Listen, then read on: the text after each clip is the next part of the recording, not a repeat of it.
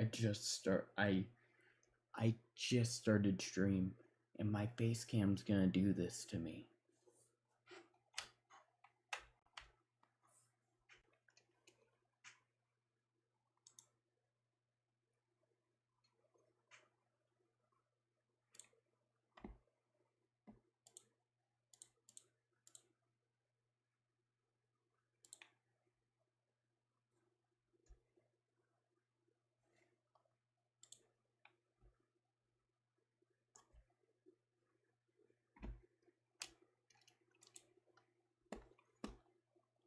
Actually, can you?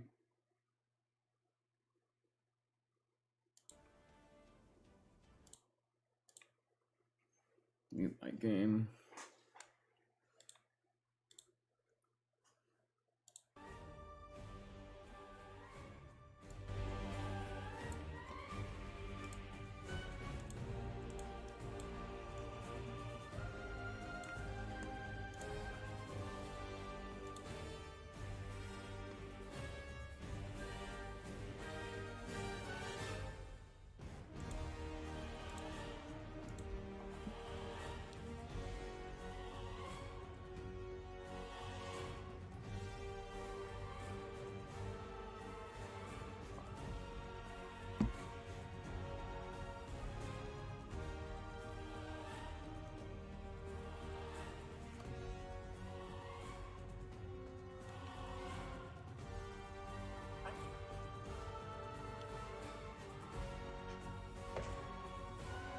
Oh.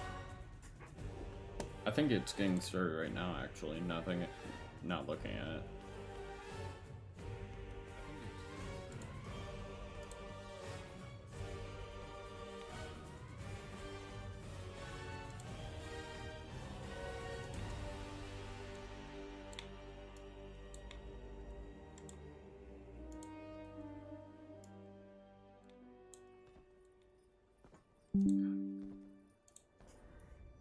You are supposed to protect the people. Here we go. Not rule them. The time of guardians as shepherds of humanity is over.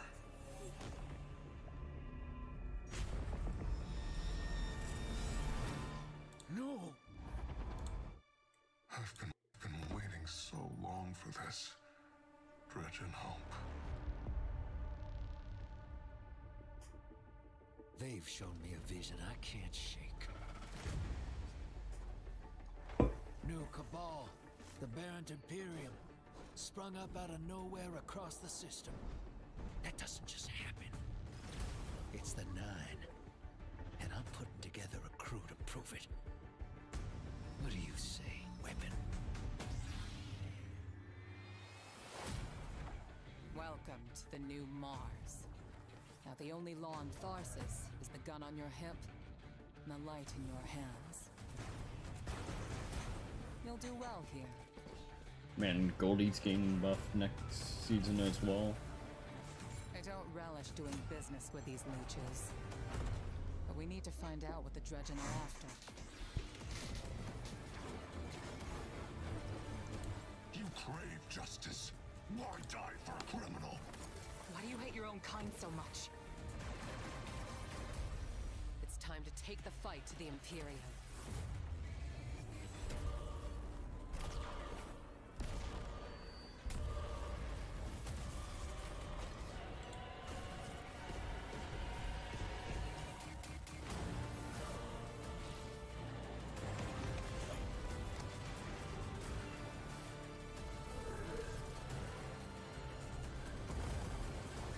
Finish it.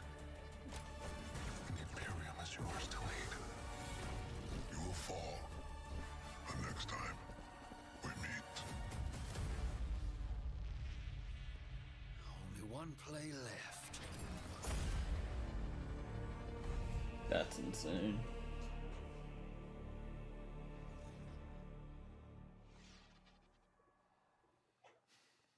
All right. Hey everybody, welcome to Bungie, or our Cantina today. We have converted our stream room in celebration of our upcoming release, Destiny 2 Renegades. collaborative effort with Lucasfilm Games. We are so excited. My name is Dylan. I'm going to be your host today, and we have a lot to go through. Have a few housekeeping notes before we dive in. Ultimately, if you are on Twitch, if you watch for 15 minutes, we have a fantastic emblem for you to earn, Seekers, Not Saints. Make sure your Bungie.net account is linked, and you will earn this reward. Additionally, our community team, hey community team, love ya. They're going to be going through chat throughout this stream and after we raid Leopard Stealth, one of our good friends. We have 25 Year of Prophecy digital editions to be handing out. So make sure your DMs are open. Keep an eye out for a DM from Bungie. And yeah, you might get yourself a code for a platinum platform that we offer. So what are we talking about here today?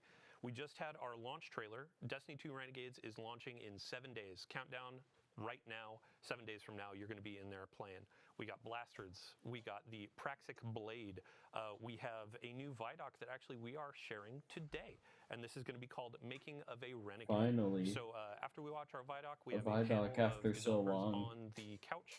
We're going to be talking about the Lawless Frontier, our new activity that is coming with this experience, full of loot, full of fun experiences, and all that kind of stuff. So without further ado, let's watch a new ViDoc, ViDoc 2, Making of a Renegade. Take it away. All right, here we go. This is Destiny with the Star Wars lens, like this really cool combination that hasn't been done before. I can't wait to take a Praxic Blade to Mars. Don't be a ridiculous fan. Just stay cool. Wait, we gotta swat it up and play through. Oh, yeah.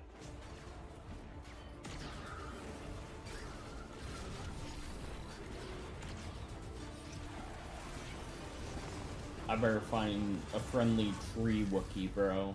This is why we got into games in the first place.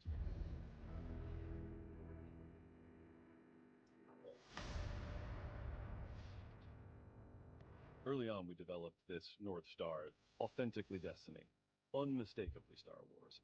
It has to be something that feels like a Destiny story. It can't feel like a one-off. This can't feel like a side quest, right? Like, this has to be a continuation of the Fate Saga. I've had this vision. I knew it came from the Nine. But with Star Wars beats and Star Wars visuals. This was uncharted territory for Lucasfilm Games, and that this is the first time we're telling a story inspired by Star Wars within a different universe. At the heart of, like, I think every Guardian's identity is like this healthy, independent, rebellious streak. We were excited to actually explore that scoundrel fantasy, bounty hunters, the syndicates, going out and doing jobs with a ragtag team. We took inspiration from Star Wars to ensure the scale, visual language, soundtrack, and cinematic storytelling in Renegades delivered on everything fans have come to expect from the franchise. The Praxic Blade collaboration stands out to me. Because lightsabers are so iconic, it was absolutely critical to get that balance right.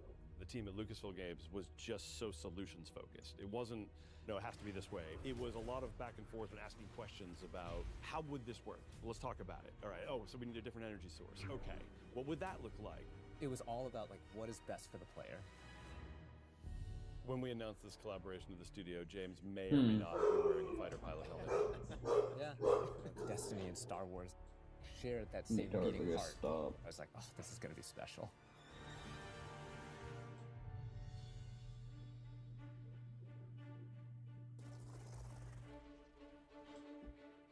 They're gambling. We were given I such a approve. unique challenge. How can we achieve the aesthetic and the feel of Star Wars without losing the narrative threads that we've created so far for Destiny at the same time? It wasn't until we found our footing with creating a foundation in Destiny that things started to click together. I remember the first time that we went down to San Francisco. We had this really big meeting where it was the Destiny narrative folks on one side and the Star Wars narrative folks on the other side. We broke the ice by just asking, what's the bad version of this? We had a really good laugh over what that looked like. And through that, we kind of uncovered that this should be the aesthetic, the vibe of Star Wars with the truth to Destiny's narrative that we knew needed to be there too.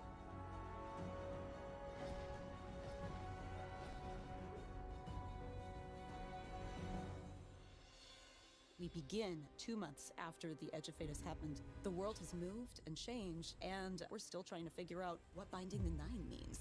The Vanguard have redacted the prophecy of extinction. They don't want the public to panic over this prophecy. The crux of our story is the Drifter asking us to help him break Vanguard law for good reason to confront a new rising faction of Cabal called the Baron Imperium. It's what drives Eris to help the Drifter out, as well as the player Guardian. When we were thinking about what kinds of characters should be in this release, we thought about the kinds of archetypes we see throughout Star Wars. Yeah, and Drifter is an easy parallel. He and Han Solo share a cocky attitude, both former criminals. In Star Wars, there's a plethora I like of how there's sassy just droids. PNG We of the had our Titan. own version of that through Ghosts, and Blue is no exception. Oh, look. Thanks for nothing. Blue is a Drifter's ghost, and I think as soon as people hear her, they'll be delighted and incredibly surprised. Our voice cast is stacked. Dredgen Bale is portrayed by Alex Lee, who is amazing. You are supposed to protect the people, not rule them. And we also got Hollywood actual royalty Danny Houston. I already to like play Dredgen Colonel Bale. Bloom, the head of the Baron Imperium. Being able to work with someone from that kind of IMDb page was such an honor, and I was completely normal the whole time. I had to turn off face cam because too many problems. I'll fix it next stream. Bloom became this sweeping militaristic figure that I think is going to be a really good parallel to Grand Moff Tarkin or other evil military leaders from the Empire. So even though we're introducing new characters, we're still looking backwards at some of Destiny lore's most long-standing characters. Honor is another example of that. She's our Praxic warlock. She's loosely meant to be a parallel to something like a Jedi in Star Wars. She was part of a Vanguard internal affairs group that would police Guardians on the usage of darkness. Don't make me regret abandoning my post to help you. Not now, Honor. Yeah, she has to grow up with the times a little bit, because the world has changed and a whole lot of people are using darkness now, and she gets to grow and kind of ask herself, like, am I still adhering to my own values if I allow myself to be open to these kinds of ideas? The Drifter belongs with us! The Drifter left your cult long ago. And then there's Bale. Oh. Dredgen Bale. Dredgen is a dark guardian that represents absolute darkness.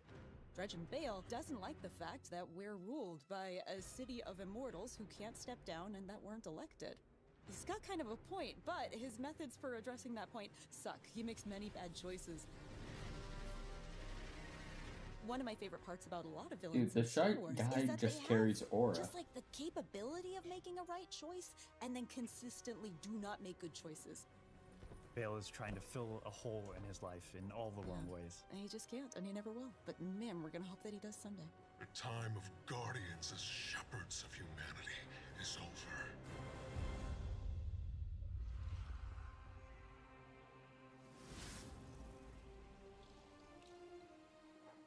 This has been an opportunity where you love Destiny, you love Star Wars, you want to do something with both. What are you going to put into it? Oh my god, it was such a challenge at first, finding that sweet spot of how do we make something that can live in both worlds and not feel out of place in either, but also feel totally new and exciting. It wasn't always about where do we find the exact middle ground, 50-50 Star Wars and Destiny, because at that point, you're feeling almost a little derivative. There's those moments along the way when we were like, this is just Star Wars. This is not the purpose of the collaboration. We want to have something kind of new that makes you think of both. I remember when we were trying to figure out what we're going to do with our new Cabal. We started in that place where it's just Cabal wearing a stormtrooper outfit. Yeah. But it wasn't until we injected more of that weird alien design of a lot of these armor sets. That was kind of what switched it over from I need an this is armor too set derivative to like this is really the working. Cabals. I think it comes through in the visuals. Please, Every single Bungie, map. just There give are me a little set Easter like eggs that. and little I'll be treats the here and there that happiest we gamer hit around, possible. and Lucasfilm Games has been awesome at collaborating with us and even putting some of their input onto our maps so we can really give the players something exciting. The switch flipped in my head like, oh, we would never have done this without this collaboration was the Syndicates. Yeah. We're going places with the Vex and the Elixni and the Cabal that we really weren't going to go before. Oh yeah, and trench coats. And trench coats, yeah. We have Vex and trench coats that are playing cards. It's so awesome, and I don't think we would have dared do that if we didn't have this opportunity. No, and it was the perfect time in our universe to do it too. The Star Wars fans on the team just start coming out, telling their stories about what they're excited to build, and far be it from me to get in the way. We make a lot of weapons in Destiny. How do you take a weapon in Destiny, which we have literal, like, 4 digits of guns, and Understatement.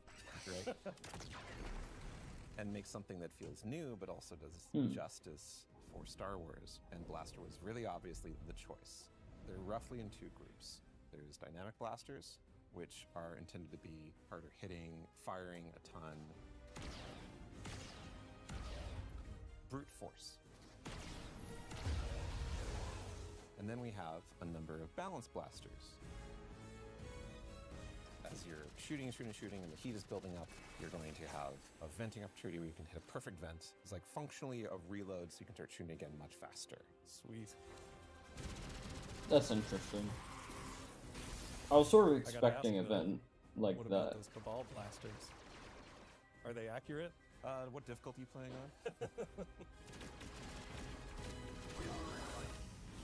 on? Okay, they got the Stormtrooper aim. We have swords in Destiny, but we don't have a praxic sword. We don't have We do not. a lightsaber approximate. It's an exotic primary weapon that's kinetic, where you can reflect a bunch of blasts, kill enemies with it, and throw it out and get a ton of damage. Oh, I see. So it looks like that's considered Strand. Because when you watch it move, it just is. Having the sandbox be able to explore this new like ability ecosystem. And it's going to be craftable, from what I've heard. We've taken so much of this opportunity and turned it into what we can like grow. Every corner of the game, from the art, the design, the audio, music, UI, the rewards, completely infused with the magic of the collaboration. Nah, hold on. What the hell is this? This looks sick.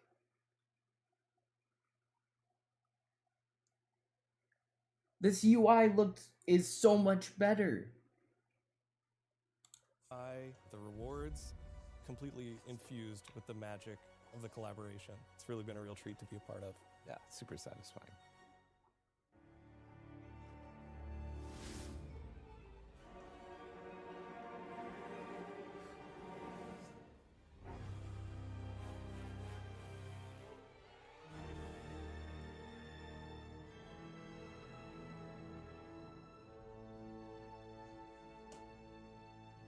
Good morning, everybody. Didn't mean to wake you up with that beat, sorry. The overarching theme for this was to create a score for this release that felt like it was cohesive as a whole. We're all talking to each other and collaborating with each other. We were able to explore different ways of orchestrating, different ways of writing with the orchestra that expand on the Destiny palette and make it fresh and new. When I look at the Star Wars scores, there were certain elements that naturally fit string flourishes or wood flourishes that would play into a certain moment. When it's like, oh, I know I want something to feel more Williams, so I'll push it, not this Williams, the John Williams. I'll push it more in that world. Another thing too is the amount of percussion. I had some ideas that felt more full-on Star Wars, and once you like flesh out the percussion arrangement, it instantly sounds more Destiny as a result. For me, a lot of it was about framing, where when I use a lot of the Destiny themes, how I set them up and how I'm transitioning in and out of moments are much more Star Wars-y in terms of the harmony and orchestration. I think the most exciting part about this was the opportunity to work with these guys and Mike. You definitely made it a point to kind of bring us together and listen to each other's music. But Brendan, you wrote something with the most beautiful oboe solo in it, and it drives me nuts that I didn't think of it first. No one wanted to follow Brendan is what it came down to. Brendan's cues just sound amazing from the start.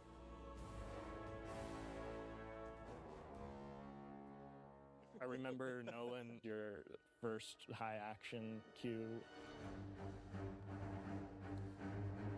Everyone was like, whoa, because it's really fast, really intense. Josh kept on like spinning around and looking at you. Humans have to play this. Jeez. Destiny has like so many themes, and that's like a great vehicle for doing the Star Wars spin. Our first meeting was discussing that main theme, and I remember hearing it for the first time.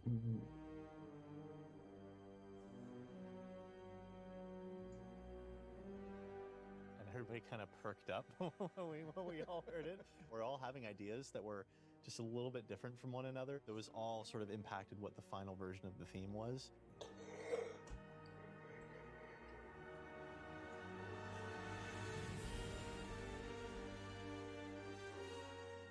Dredge and Bale.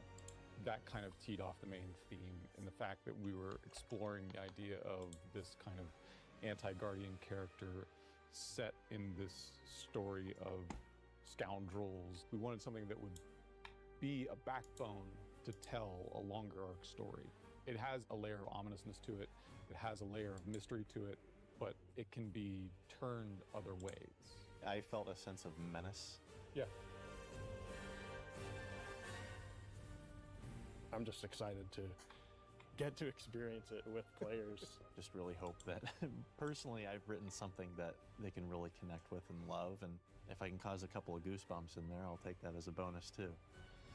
I hope players get taken on a journey that inspires them and makes them feel like this world is really unique and really special. My favorite feeling as a creator is getting to watch someone's look of like absolute surprise. I want players to feel hope, that exciting, boundless potential that Destiny has, and world of possibility that Star Wars unlocked.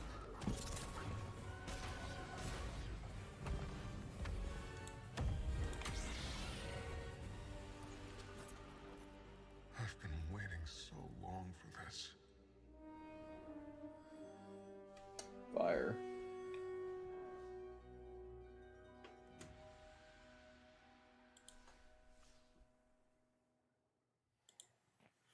All right, welcome back to the Cantina. So what you just saw was our second ViDoc, Making of a Renegade, or What It Takes to Make a Renegade. This is our moment to really peel back the curtain and show you how games are made. It's a monumental effort, and what you saw, it was a mix of our narrative design, audio, our collaboration efforts with Lucasfilm Games. Many thanks to everyone involved. Also, a few folks that weren't pictured there, ranging from design, production, test. Even a shout out, I gotta give it to IT for keeping our computers running, and our services folks too for keeping our servers running. So today we're going to be talking about the Lawless A shout out Frontier. to This is them, our but new not the activity people coming with Destiny you 2 guys Renegades, and we have three took the art from Marathon for. developers on our It's couch crazy. to talk us through what we're seeing. It'll be a fun deep dive. So without further ado, let's get some introductions. Eric Smith, we're starting with you. DMG, Damage 04. Yes, my name is Eric Smith. I am a combat design lead on Destiny 2. You may know me from my work where I was the design lead on the Strand subclasses. I started kind of making the stasis abilities, and most recently the Renegades ability buffs. Awesome. Yeah, next up, Tom Farnsworth. This is the first time that you and I are in a stream together, but a quick introduction for folks that may not have seen you in previous ViDocs. Yeah, so I'm Tom, the creative lead for Renegades, and I've been at Bungie for like, I don't know, I can't even remember, like 13, 14 years. Worked on Destiny 1, Destiny 2. The highlights were probably like Dreaming City, Season of the Splicer, 30th and Into the Light were the most recent things I worked on leading in this, but this has been an absolute blast to work on. Awesome. Yeah, thanks for joining us today. And last but not least, our grid skipper aficionado, Taylor Bjorndal. How you doing? Great. Yeah, Taylor Bjorndal, associate weapons designer, here to talk about all the rewards and blasters and the practice played and all the other stuff we made for you to chase.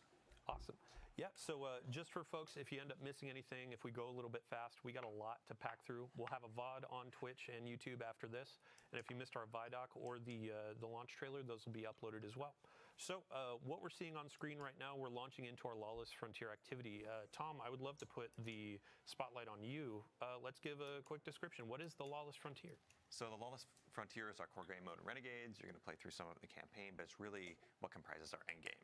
And the idea is that you're a renegade, you're taking on these shady jobs like bounty hunting, smuggling and sabotage from our syndicates, and you're doing so to increase your notoriety, your power, and your riches, and of course to get some sweet loot. Yeah, and when you talk about bounty hunting, sabotaging, that kind of stuff, those are different types of this activity, right? Yeah, bounty hunting is all about taking out a key syndicate boss. No, I was not right the heck out of about everything with your renegade abilities. Is kinetic on Cabal vehicles, and smuggling is about grabbing everything I don't know. tied down. I don't know what I'm talking about. In true fashion, when you're going into a dangerous spot, you got to just grab whatever you can find, right? Yep. So today we're going to be focusing on a bounty hunt, and I believe you said this is kind of like a quintessential Destiny vibe of an activity, right? Yeah, it's probably the closest to a traditional Destiny activity, but you're going to start in the ready room, which is kind of a unique experience, and you're going to be able to pick your renegade abilities in there from your little shank buddy that's in there. You'll hop aboard Hawk, and you'll drop down to the destination. You can see we're already in on one of the Mars maps that we have. There are all these jobs take place across Mars, Venus, and Europa, and there's 2 maps on each destination. This is Hellas Fortitude, and right now we're doing a bounty hunt, and we're working to draw out the intel officers to track down where our target is.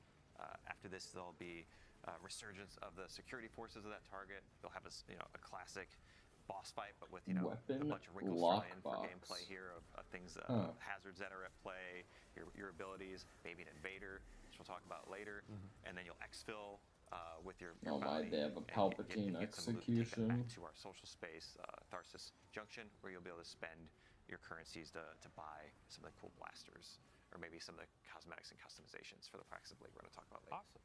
Yeah, and I mean, so as we're going through this, we're going to be seeing a lot of abilities that players know and love on screen, but we have new abilities, renegade abilities, that are going to be for this activity. And Eric, you're going to be our person of knowledge here. Yeah. What do we got on screen? Yeah, so Renegade Abilities is a new ability system we have in Renegades. What you do is we have a brand new button for you to press. That's going to be R3 on the controller and then Z on the keyboard.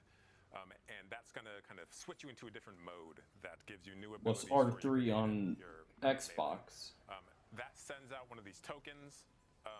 We have here on the screen, you can see we have one called Revitalize that heals you and provides you with ability energy. And then we have the other one, which is the Deflector Shield, which is this zone I can sit inside and shoot out of, and it blocks all the incoming damage. It's also going to, for my allies who are inside the shield, it will amplify them and then jolt any enemies who pass through it. And all of these have 7 levels of upgrades. So when you first start, they will have certain functionality and certain strength, and as you upgrade them, they're going to get better and better. And they really change the gameplay, right? Like they're kind of these pocket supers almost, that as a hunter, I'm able to be like, I'm going to build support, right? I'm going to choose these 2 support renegade abilities and make sure my team has what they need to survive this tough environment.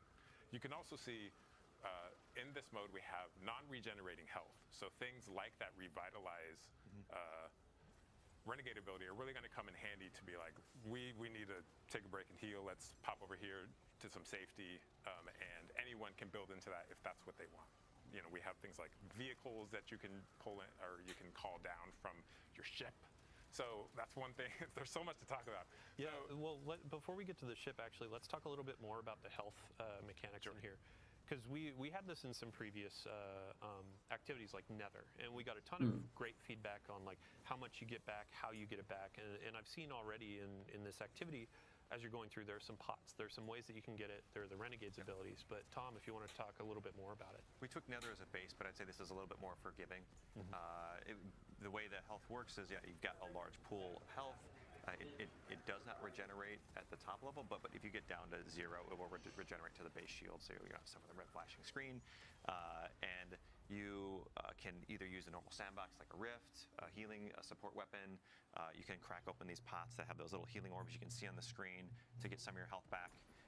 Or you can use things like Revitalize and like build your Renegade abilities into kind of the challenges we're putting in front of you. And one thing that I really like about this mode is like we've got, Expert, Master, Grandmaster, and on the Grandmaster you're really gonna need to use all these abilities that kind of like coordinate with your teammates and kind of build a loadout to kind of conquer the challenges we put in front of you.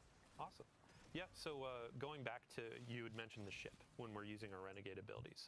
And I think earlier, outside of the Vex Dome, there was kind of like an airstrike that happened too, right? Yeah, we have a strafing run that you can upgrade, and your ship, so the one that you have customized and put your shader on, will fly through the arena and drop bombs in sequence, right? And as I upgrade this, it gets more and more devastating until it like is, beyond any of the supers we have in the game. It's incredible. There's another one that is the Cabal drop pod, and what that does is, if you're familiar with the Cabal drop pod, it is this giant metal ball that slams into the ground, and in this case, it is almost like a supply drop because it's full of ammo, and it's also going to squish anything That's on funny. it, and it does incredible damage. Not only that, but it will damage you and your teammates, so you got to be really careful. It will delete them. Yeah, just delete them. You got to be careful where you drop this. Offensive supply drop. Yeah, but you can be the Cabal now. You can turn it around on them. Yeah. So Bjorndal, we've had you kind of sitting quiet over there. I'd love to talk about the blasters that our players have been using. So in the ViDoc, we were talking about the balanced blaster and the dynamic blaster. Can you break down each, just a quick review of each, and then we can talk through some of the reload mechanics? Yep, sure. So yeah, we have two sets of blasters, or two different kinds of blasters. The dynamics are like more aggressive, harder hitting, faster rate of fire. They can like generally punch above their weight class, but they're like a little bit harder to manage heat on. The balanced blasters is more like a rain of bullets. Like I'm just gonna unload on a big pack of stuff and like really have like a deep mag. Cool. And what you can see on screen right here, these are going to be all the blasters that you can get from running our Lawless Frontier activity, and then we'll actually have a slate of blasters. That It's interesting the overshield they have currently. Um, That the Cabal will have in this, because it reminds me of the energy shield from that elites have what were the challenges in what was Halo. some of the fun in developing those things with the team? Absolutely, yeah. So, Because it looks like there's no weakness. was kind It's not like the balance of like how much Star Wars a shield that can be instantly broken. Collaborative effort with basically everybody on the team. These were Mercule's project for most of this release, but it was like a big effort on design, test, animation, audio to really sell the experience of using these and to make them look and feel the part for like what people would expect from both the Destiny gun and the Star Wars blaster. Awesome.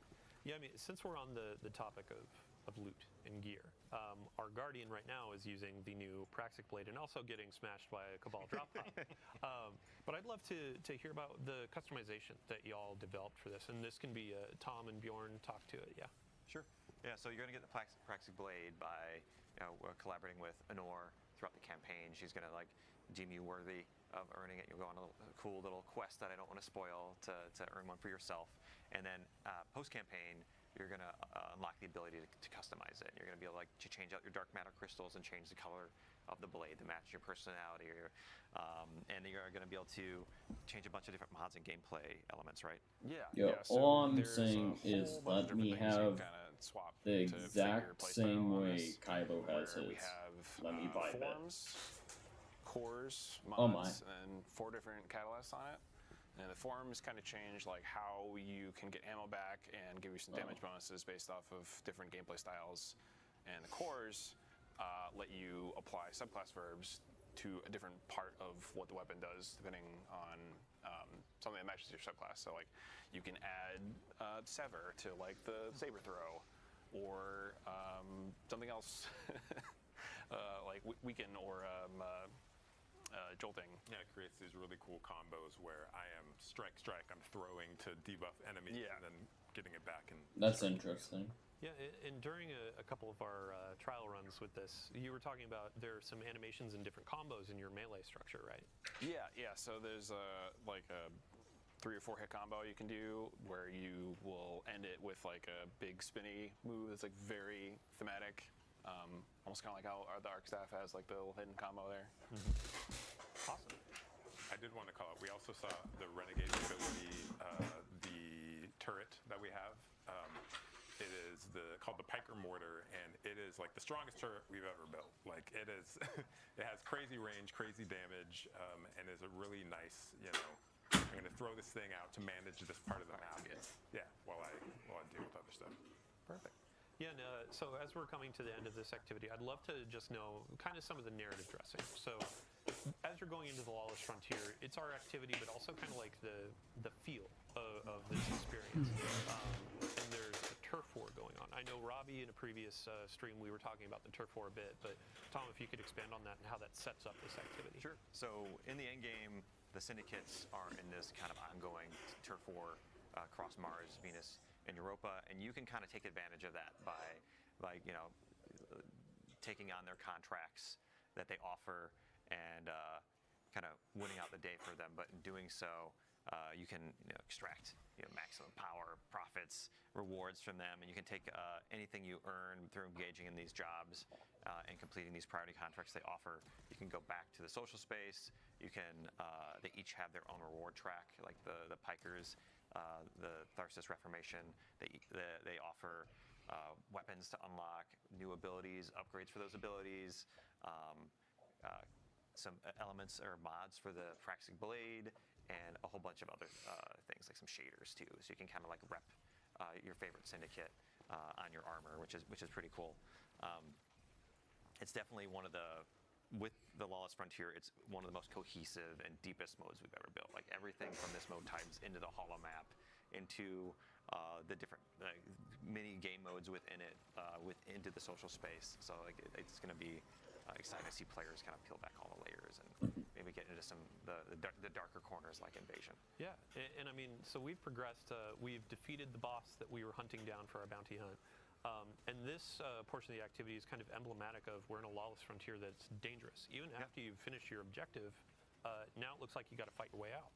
Yeah, so every job in the lawless frontier, in this case bounty hunt, like it escalates over time. So it gets harder. That's insane. Is that a gunpowder gamble buff, or is that?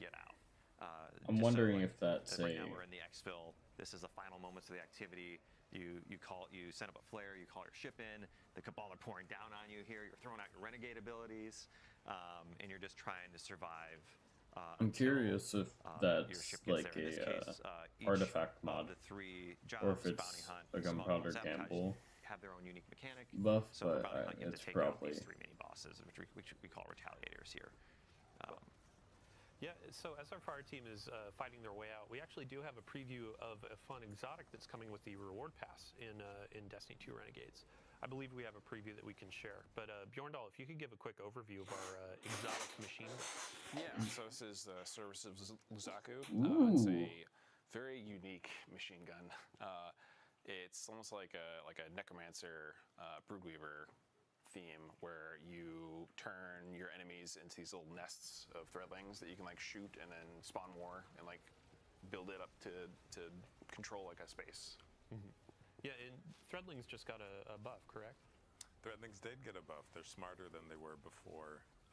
Yeah, and sorry, so to segue more appropriately, over the last few weeks we've been doing a series of blog articles with y'all on the Sandbox team talking about the core game updates coming to Destiny 2 available to all players. So we have a lot of quality of life changes that are coming to your supers, your subclass abilities, all that kind of stuff that we just previewed yesterday. One of which, Warlock focused, was around threadlings, your strand abilities. Yeah, if you want to cover that really quick. Yeah, so you can see here the Warlock is moving while rifting, which is a huge kind of quality of life upgrade that allows you to dodge attacks, get into cover, close the gap while you're casting your ability. Works really well with the new Warlock exotic as well. So there are, if you haven't seen that article we put out yesterday, please check it out. There's a lot of great buffs. We've shown hunters a lot of love. We love our hunters. We want them to feel powerful. Yeah, we saw some feedback with the exotic tuning article. Hunters were like, "Sure, wait, I want to see more." Which in the future we will definitely have more. But in the abilities preview, talk about the future, but we can't. But because there's a lot of exciting hunter stuff that we are working on. So with the abilities updates for hunters, Golden Gun got a pass? Yeah, so Golden Gun got a pass. Does more damage, scorches on impact. We fixed an issue where you had to step outside of your well to get full damage. Now you can stay in the well. Outside of that, we saw in the gameplay gunpowder gamble. If you throw it and you shoot it before it explodes naturally, it does more damage, more radius, and also spits out little kind of seeker projectiles. Okay, so that is a gunpowder gamble, but We need to cover the Titan changes for the Sentinel. Sentinel, yeah, the band. Yeah, Sentinel Shield. We're excited about this one. So Sentinel Shield is Oh. getting a shift a little bit. A bit of a rework, right? Yeah, a bit of a rework. The usage rates weren't great, and we want to provide something that is kind of on par with well as far as 50% damage buff. to support my team. Please? So in That would be Renegades, funny. your Sentinel Shield, as you're holding it up, your allies behind your shield are going to auto reload, and there's just kind of rhythm to it.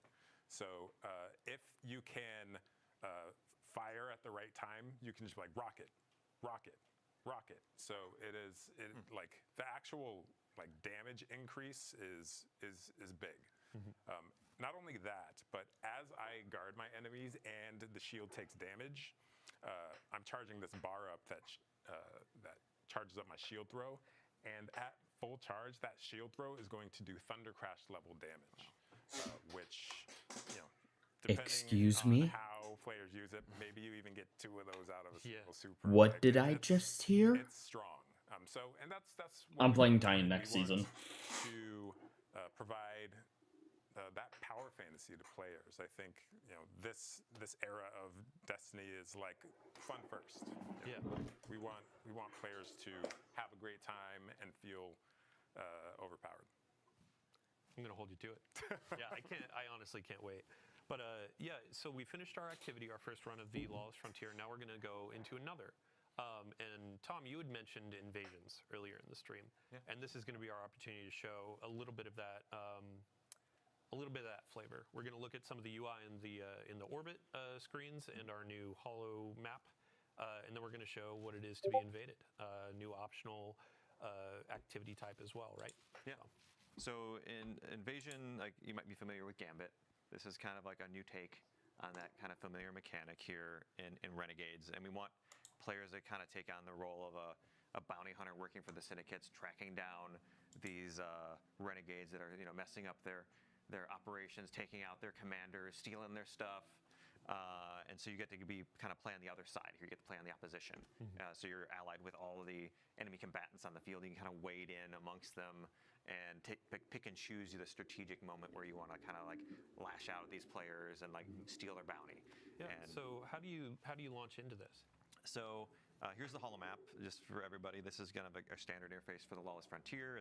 This is how you access the social space, all of our jobs, and then in the end game we unlock the yellow node, which is invasion, and the red node, which is the contested territory.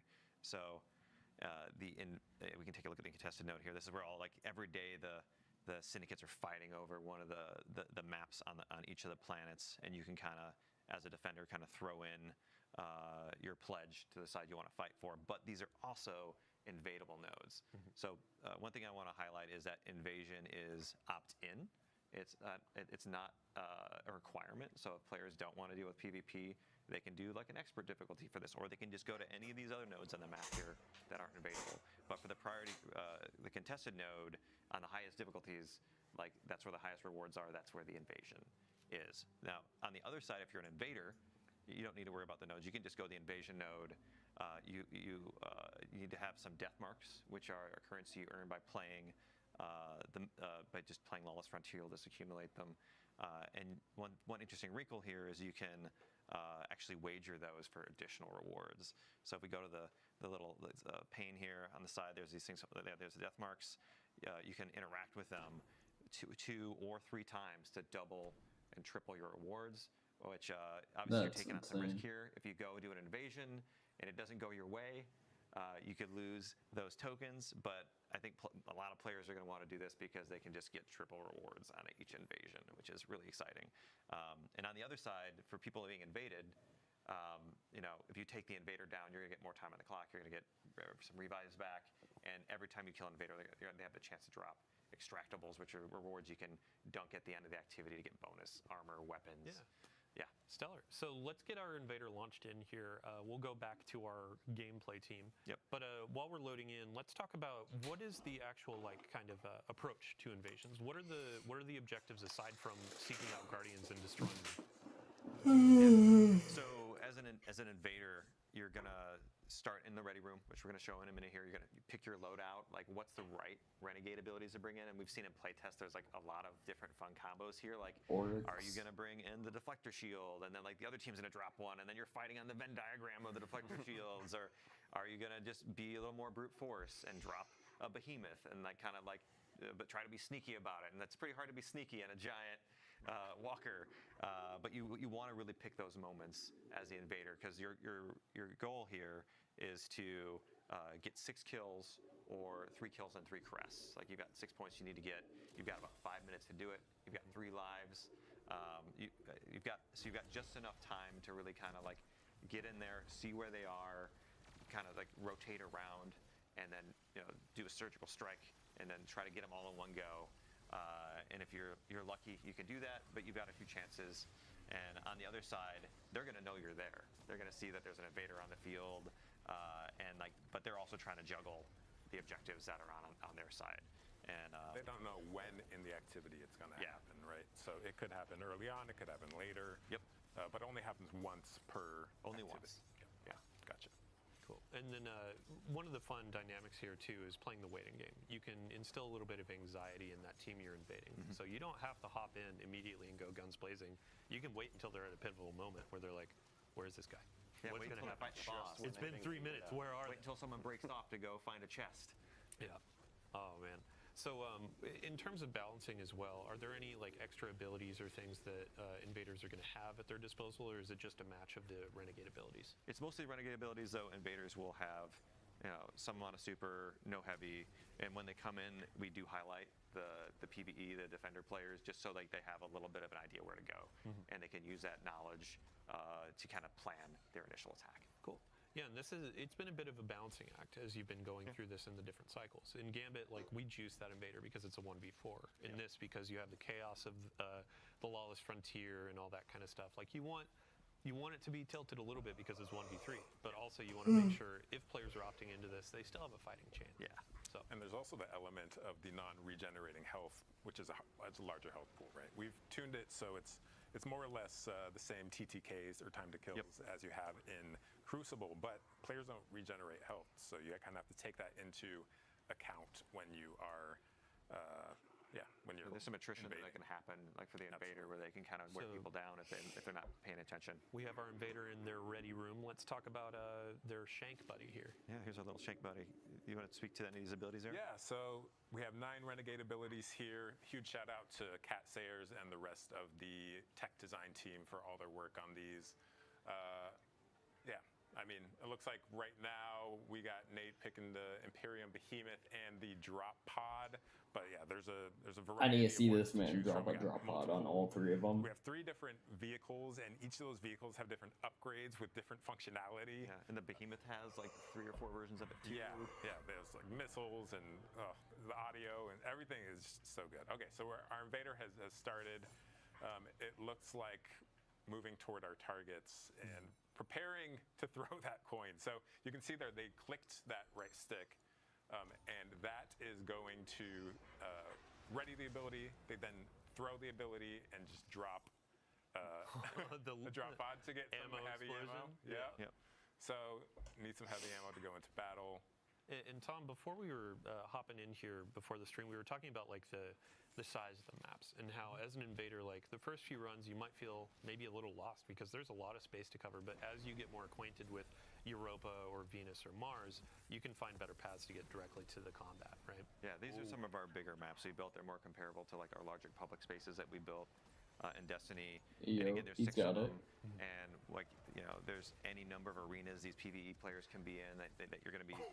Never mind. So You our got super. invader just wiped one out with the Thunder Crash and tried to hide and throw out the beacon for the for the Walker. The Walker, yeah, or the Imperium Behemoth, as we call it. But then got needle stormed right before they could jump into it. That was incredible. So that's one of those strategic moments of like, how do I put the chess pieces down? How do I approach this and all that? That was interesting because they invalidated that beacon, right? Yeah. Before they could use it, so the timing was impeccable. Oh man. Oh boy, what was I just talking about? Size of the maps. Yeah, in rewards, I wanted to ask really quick too. So as you're wagering, you add more and more. Is there like a cap? Is it double the amount of rewards, or do you have? It goes up to triple. So each additional death mark you put down is will double or triple it. Here we go. Try again. Here we go. Jumping in. We're already taking a lot of damage. And the more I don't know if he's gonna do it. Oh, he bailed. Oh, did they get him? Who got who? Oh, we had so many conversations leading into this of like, hey, we need to make sure Nate hold back a little bit. And now I think one of our gameplay folks is just like, oh, Nate, you're mine. Deleted. Yeah. No, going back to rewards, the That's better funny. you do as an invader, the more rewards you're going to get. So each kill, each crest you put on the scoreboard, it equals more rewards. And then those get multiplied by your wager. Cool. All right. So Invader got defeated twice. The Invader has, you said, 3 lives? 3 lives. And then you can see up at the top of the screen it says Invader present still. So they're he's coming back for revenge. And it's immediately shut He's down. just bum rushing in. With the 3... I'm never going to let Nate lose this. with the 3 coin wager too, or the 3 death mark wager. He made a little bit there. Good job. So that's the I'm gonna put a little elbow in the ribs. The gambit you're taking. Ha ha ha ha. So all right, we've gone through some Renegades content, rewards, all that kind of stuff. I would love to shift focus a little bit to our general rewards update. So in the portal, in a bunch of different activities, we're gonna have some new weapons that we're offering. We also have an armor refresh for a bunch of our activities. And Bjorn, I'm going to put the spotlight on you. So starting with our Vanguard Ops sort of armor set, this is going to be earned through Solo Ops, Fireteam Ops, and our new Arena Ops activity, which is bringing back 6-player activities to our portal, which is really exciting. It's going to be kind of like your militaristic, hey, I'm a grunt. I'm getting in there, I'm fighting the dark forces. The weapons, Bjorndal, up front, we have a new pulse rifle. What do we have? Good thing that isn't rocket like frame the pulse rifle, base. so you have an energy slot option now to go with your mid-range grade. A lot of excellent perks on here. I know a lot of people love the arc perks and weapons, and now you'll have it on a rocket pulse. And then we have a fusion rifle and a sidearm. Correct? Cool. And then we do have some good thing weapons this that we're isn't not the showing in ornament this thing. stream, Am so I right? stay tuned for launch. But next up, we're going to have our Pinnacle Ops. So in our previous season, it was a kind of streetwear samurai, and this armor theme is Kendo. And then we have 2 returning weapons that I know players have been pretty excited Last about tour, seeing in right? the Duty past. bound. Some new perk combinations, but also a new heavy crossbow. Yeah, so this is a new Void crossbow to kind of fill out our elements for the crossbow now, and I think this one can get box breathing, which is new. Should be pretty good for what crossbows do. Oh boy! So box breathing, aim down sight, get extra damage, and then run up to the enemy. Box breathing doesn't apply to Serrated Edge, but you pull the bolt back out and do some more damage. That'll be a fun loop. Next up, Crucible. So this armor set is actually pretty fun. Over the years, we've done thematic sets tied to weapon foundries. So in the past, you've seen Hake, you've seen Tex we're actually Mechanica, getting and a now Suros. Suros is up to bat for the Crucible, and Shax is going to be handing these out. We also have some weapons up to slate. Fusion rifle is a returning favorite, I believe. Yep. Yeah. LMG looks like an old LMG from D1. I want it. High impact machine gun. Awesome. And then let's see, last but not least, Trials of Osiris. So another offering for our PvP audience. A few eagle-eyed players may have seen this armor set yesterday, a little sneak preview, totally planned. But yeah, we have a new armor set for each class, and as you can see, coming back with the glows, so as you get more wins on your card, you can unlock Hunter gold looks or red sick. or blue. Hunter and then Titan we have looks some sick. new I like weapons the that we're Titan doing as well. arms. Yeah, like this lightweight Void pulse rifle with your favorite model. I admit, since the set came out on the moon, Eris, all the crufty bits on it, cleaning it up, having sorry, what frame type did you say? Lightweight. Lightweight. chef's kiss. I cannot wait. And then I believe also we have a preview of a hand cannon. Now, one of our folks on the gameplay team over here was whispering in my ear day by day, night by night, that these rolls are going to be a bit juiced, right? Yes, yeah, this is a pretty juiced hand cannon. It's got perks for both PvE, PvP. It's a Strand 140. You can get stuff like Lone Wolf, Strand Precision Instrument, 140. or Slice Explosive Payload. So you have a lot of options to pick for both PvE and PvP. Awesome. Yeah, and I'm gonna across be all of our messing with activity that. types, we're trying to sprinkle out some things that players will get excited about. Not just, oh, I'm going to go into PvE to get the PvE gun. Like, there are some PvP roles out there that you can get from your fire team ops. There's some PvE roles that you can get from trials. And that doesn't even cover what we have coming in the dungeon too. Before we do a little dungeon teaser, I do have a quick announcement as well as we're rolling Another through the list. dungeon teaser? We have an open access week that's coming on December 2nd. So for any folks out there that haven't played The Edge of Fate, that is actually going to be included in this open access week. So if your friends haven't played, if you haven't played, hop in, check out the beginning of our new saga, and earn some cool loot on the way. It's That's fire. available to all players for that week, and it also includes some previous content as well, campaign and other. So let's see here. Dungeon. We want to Everyone talk about the dungeon. should So, hop on for that if this is you're going to be our new interested. dungeon. The race begins on December 13th at 10 a.m. So that's the second Saturday. We've already announced the time, but if you haven't penned it in, if you haven't gotten your fire team together, get ready for contest mode. For those that don't know what contest mode is, on day one, right at launch, this is going to be a very difficult difficulty tuned for competition. So if you want to go and try to be the world's first completion, this is your place to shine. And if you win world first, we have a cool trophy or some goodies for you.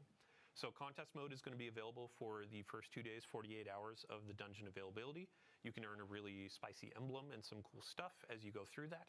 And after world first has been declared, we will also have normal mode. So if you want to give a pass on some of that harder difficulty content, you just want to dive in and see what's on offer, that'll be there for you. Before we move on, we actually have a fun trailer to show. We can go ahead and roll it. 6. Everything you've shown me, I've made real. I've marshaled a new Imperium to snuff out the light. So, My violence is yours. You know what comes next. Give me strength.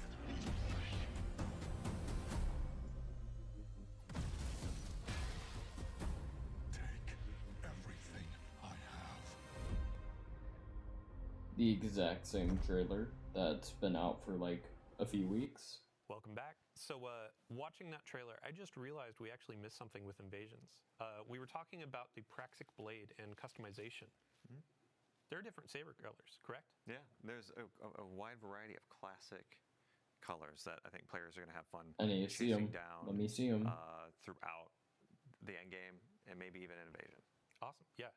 I mean, we showed it on the screen. Red, Invasions. Mm-hmm. Yeah. So, okay, moving right along, ending out our show, we're going to be covering what is going on through the end of the year. So, during the launch window, we'll have some really cool things coming around. Vanguard orders are coming in week 2. And then after that, we're going to have the Dawning returning. So this is our winter celebration, our event, inviting Guardians to hop in, play some activities, get some fun rewards, and bake cookies for their favorite vendors in our tower. So Tom, just An a really Aurora brief wolf set looks description for folks fire. that may not know what the Dawning is. Sorta. Yeah, so the kinda. Dawning, you slay I like the Titan our armor. enemies, you Other collect than the them as helmet. ingredients, and then you bake them into delicious treats you feed to your friends in the tower, like Zavala, and he's just got thousands of Galardoodles raining down upon him, and he gives you a gift in return, which could be, you know, a spicy Sidearm, weapon roll, linear fusion, or and a grenade maybe launcher. get some bright dust from some other pursuits and get this totally cool Winter Wolf armor. Yeah, I mean, I feel like Drifter is outside, like, ooh, you're putting enemies into the cookies? But, yeah. It's totally a Drifter thing. Right. The Winter Wolf set, this is going to be available for Bright Dust just by playing the game, or if you want to snag it from Eververse for silver, go right on ahead. But also on top of this cosmetic, we have new weapons that are going to be a part of the Dawning. Yeah, so we have a burst linear fusion rifle, a breach grenade launcher, and a precision sidearm. And then also with this excellent new holofoil treatment. that's like covered in ice, and then as you fire, it'll slowly melt away the ice. That's cool. Oh, perfect. All right. Oh, and sorry, I have one correction being whispered in my ear. Dungeon race starts at 9 a.m. Daylight savings time strikes again. Gets us every time. Every time. Oof. Oh yeah, that's right. with, So I have that to be Dawning up preview by over, 11. Fuck. we are at the end of our show. Thank you so much to everybody for joining us today. As I said earlier, it has been a monumental effort. A ton of folks throughout the team have been crafting this experience, collaborating with Lucasfilm Games, and really just making something for you, our players. And we really, really hope you enjoy it. So thank you for coming. We're going to kick it back to our launch trailer here in case you missed it at the top. And again, if you missed the ViDoc launch trailer, check out our YouTube. And after this, stick around. We're going to be handing it off to one of our community members, Leopard Stealth, a friend to us for many ages, a guardian of all time. But also, I don't believe he existed before 2004, I've been told. So, 04 or bust. Thanks again, everybody. We'll see you next time.